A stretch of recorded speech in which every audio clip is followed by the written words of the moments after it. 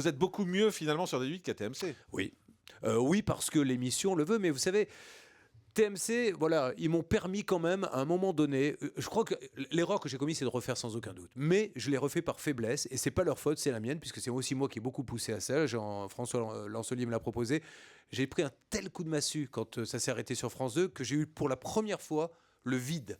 Moi, j'étais un enfant doré. Mon premier métier était d'animer sur François Bordeaux. Il ne s'est pas passé une saison sans que j'ai rien.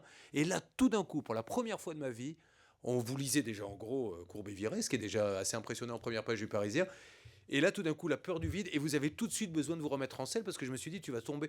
Ça s'est présenté, j'y étais. Mais déjà dans ma tête, je savais que c'était vers le divertissement, et c'est dommage, j'aurais dû avoir le courage, manque de courage, peut-être de dire attends, et attends la bonne propale. Mais au fond, si on fait le bilan de ce qui s'est passé, tout ça, c'est la faute à France 2 ? Tout ça, c'est la faute à un homme, pas à France 2. Et là, j'insiste là-dessus, je vous assure que c'est un homme qui a fait du zèle, qui maintenant, d'ailleurs, je crois, a été... on l'a retiré de ses fonctions. C'est qui ? Philippe Villamigena. Voilà, c'est lui. Le directeur des programmes de France 2. Voilà, et c'est vraiment parce que depuis le lendemain, enfin, je veux dire, quelques temps après, j'ai vu Tuilier dans son bureau, j'ai revu tout ce que la direction. Corinne Fix, Nathalie André, je les vois encore, je leur propose des projets. Voilà, c'est de l'histoire ancienne. C'est un homme qui a fait un peu de zèle, je ne sais pas pourquoi. Parce qu'il ne vous aimait pas ?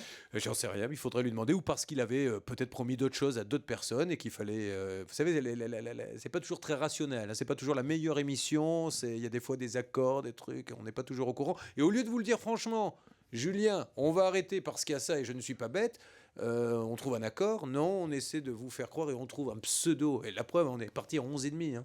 À 11,5, on est parti. Et quand vous voyez aujourd'hui ce qui vous a remplacé, vous vous dites quoi ? Qu'ils ont eu tort ? Non, moi, je me dis qu'à l'époque, on était à 11,5 et qu'effectivement, si j'y étais, on serait encore à 11,5. C'est pareil pour On ne demande qu'à en rire, qui était à 11.